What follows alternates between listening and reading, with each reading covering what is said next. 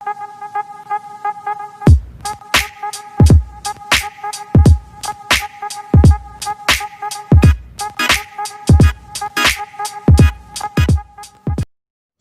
perkenalkan nama saya Linian Gedewadu. Saya adalah salah satu mahasiswa di Universitas Kristen Wirawacana Sumba dengan program studi teknologi hasil perikanan.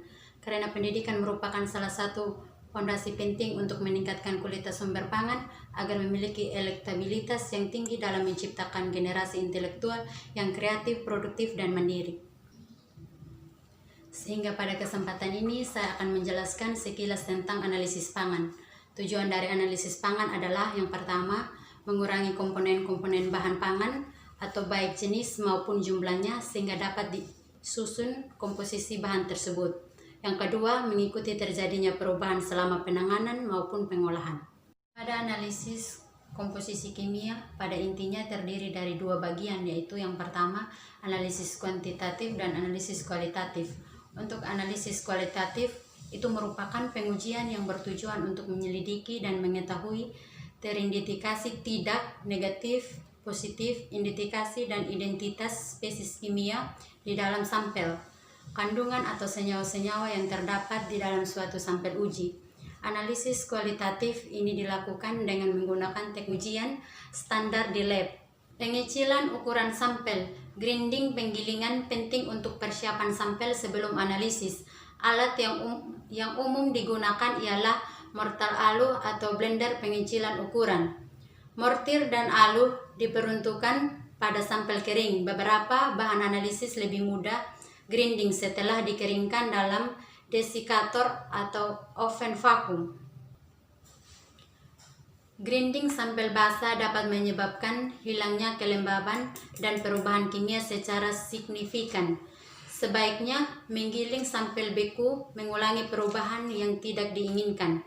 Penggunaan homogenizer sangat efektif dalam menggrinding sampel dalam bentuk suspensi dan lunak kecepatan putaran homogenizer atau 25.000 rpm akan menghancurkan sampel dalam suspensi. Molekul terlarut disatukan oleh gaya antar molekul tertentu atau dipol yang diinduksi, dipol atau ion-ion dan lain-lain. Kelarutan suatu senyawa yang hendak dianalisis dalam pelarut yang diberikan sebagian besar merupakan fungsi dari polaritas pelarut. Komposisi kimia hasil perikanan yang pertama itu protein. Senyawa organik yang kompleks yang tersusun atas residu asam amino dengan bobot molekul tertentu yang dihubungkan oleh ikatan peptide. Yang kedua itu asam amino, senyawa organik yang memiliki gugus fungsional karbosil atau negatif COOH dan amina negatif NH2.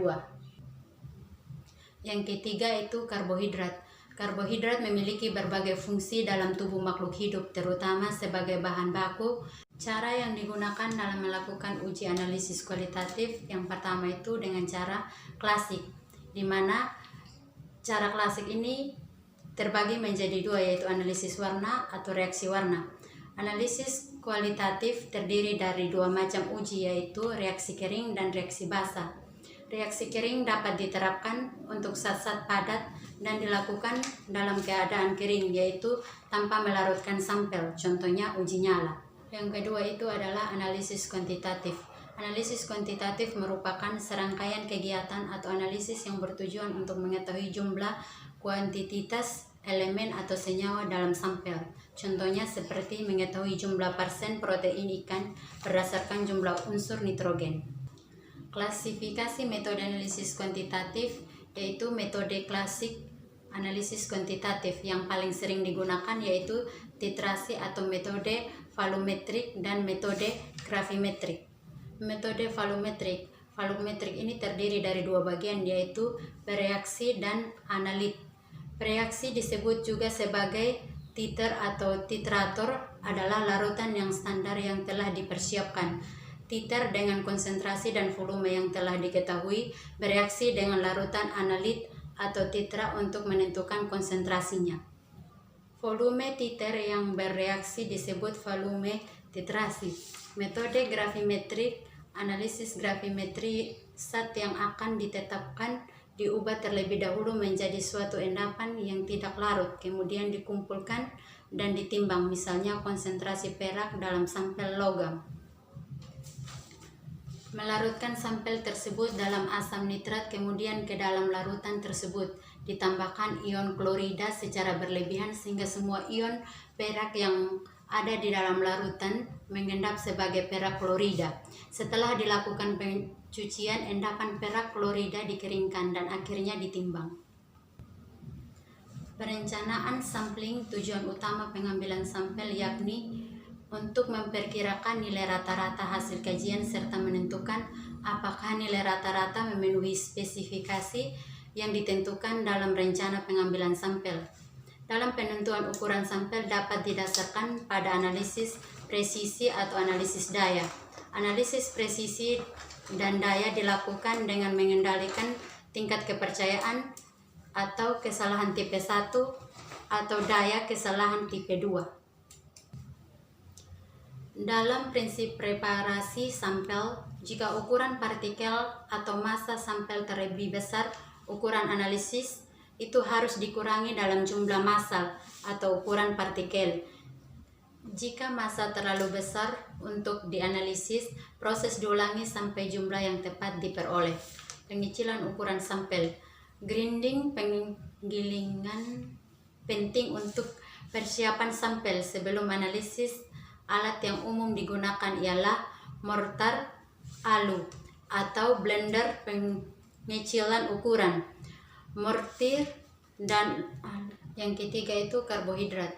Karbohidrat memiliki berbagai fungsi dalam tubuh makhluk hidup, terutama sebagai bahan bakar, misalnya glukosa, cadangan makanan misalnya pati dan tumbuhan, dan glikogen pada hewan, dan materi pembangun misalnya selulosa pada tumbuhan, kitin dan pada hewan dan jamur. Yang keempat itu lipid. Lipid adalah senyawa organik yang dibentuk terutama dari alkohol dan asam lemak yang digabungkan menjadi ester. Yang kelima itu mineral. Mineral adalah padatan senyawa kimia homogen atau non-organik yang memiliki bentuk teratur atau sistem kristal dan terbentuk secara alami. Yang keenam itu vitamin, sekelompok senyawa organik berbobot molekul kecil yang mengandung proses metabolisme dan katabolisme organisme. Selanjutnya analisis karbohidrat. Karbohidrat dapat hadir sebagai molekul terisolasi atau secara fisik terkait secara kimiawi dengan molekul lain. Klasifikasinya didasarkan pada jumlah monomer yang dikandungkan sebagai monosakarida, oligosakarida, atau polisakarida. Selanjutnya analisis prosigmat. Analisis prosigmat merupakan metode analisis kimia yang mengidentifikasi kandungan nutrisi seperti protein, karbohidrat, lemak, dan serat pada suatu zat makanan dan bahan pakan atau pangan. Analisis protein secara kualitatif. Prinsip 1, protein dapat mengendap karena kelarutan dalam beberapa agen presipitat, misalnya garam, golongan logam berat, dan alkohol. Prinsip 2, pengendapan protein dapat dilakukan dengan merekayasa pH-nya hingga pada pH asam atau mencapai pH isoelektrik. Analisis protein kuantitatif. Prinsipnya mengukur total nitrogen asam amino hasil hidrolisis. Proses ini melalui tahap destruksi menggunakan asam sulfat dan dikatalis dengan amonium sulfat sebagai eluen presipitat. Kadar amonia yang dilepas disuling dan diukur dengan metode titrasi. Selanjutnya analisis lemak dan minyak. Lemak dan minyak merupakan golongan lipid. Lemak dan minyak maupun merupakan senyawa organik yang terdapat di alam serta tidak terlarut dalam air, tetapi larut dalam pelarut organik nonpolar, misalnya dietil, ester kloroform, benzena, dan hidrokarbon lainnya. Selanjutnya analisis organoleptil, yaitu makanan yang dikonsumsi karena memiliki karakter yang menimbulkan rangsangan saat mengkonsumsinya. Rangsangan tersebut tercipta oleh organ pencipta rasa dan perasa manusia. Manusia menerima makanan atau bahan pangan atas dasar karakteristik tertentu yang dilukiskan berdasarkan rasa, perasaan atau sense, dan persepsi yang dihasilkannya. Persepsi adalah penyertaan yang berasal dari faktor-faktor penampakan fisik seperti warna, ukuran, dan lain-lain.